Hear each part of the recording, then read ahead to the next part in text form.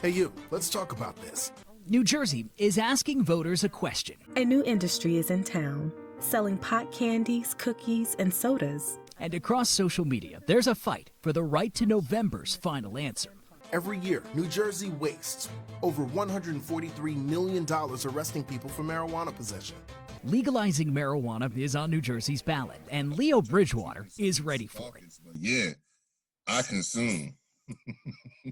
But this really is no laughing matter to Leo, an Army veteran who served in Iraq and at the Pentagon, now an advocate for medicinal marijuana use. He sees legalizing recreational use, question 1 on the 2020 ballot, as a logical and profitable next step. Being that states are starting to do a damage assessment from COVID and budgets are coming up short, you know, this cannabis money, this is brand new, unaccounted for money. Now, New Jersey seems ready for that conversation.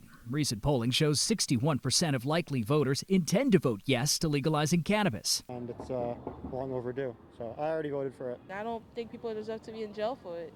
And jail is an all-too-real fear to Leo.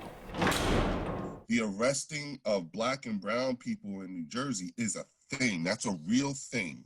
The ACLU found in New Jersey black people are nearly 4 times as likely to be arrested for marijuana use than white people. And in the last decade, pot arrests have jumped here by over 45%. New Jersey has an opportunity to do it right because we can put racial justice and equity at the forefront of this thing. Amal Sinha, the ACLU of New Jersey, thinks question 1 is riding high on a strong wave of social justice that has swept through 2020. The numbers look good. We're optimistic about people voting yes, but it's not a slam dunk. Governor Murphy knows that. He campaigned on legalizing pot in his first 100 days. Nearly 3 years later, he now promises this. We will do this responsibly. We'll do this the right way. Legalizing recreational use of marijuana may bring hundreds of millions of dollars in revenue to the state of New Jersey, but opponents of this issue say it'll also bring problems. If it gets approved, we will have legal marijuana in January of 2021 without any regulation whatsoever. There's no guarantee for regulation. This is why doing it by a constitutional amendment is downright dangerous.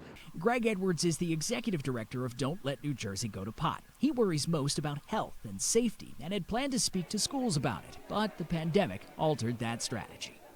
Do you feel at all like you're fighting a losing battle here? No, not at all. I mean, if legalization were as popular as people say it is, the legislature would have passed a bill to legalize it. It didn't, and the reason why it didn't is because there are legislators who did not want to be associated with voting yes to legalize a drug. So they punted and said, well, we'll let the people vote. With legalization, New Jersey would surge near the top as a cannabis market. Neighbors in New York are watching closely. From an industry perspective, we are the belle of the ball right now. John Chandler, News 4 New York.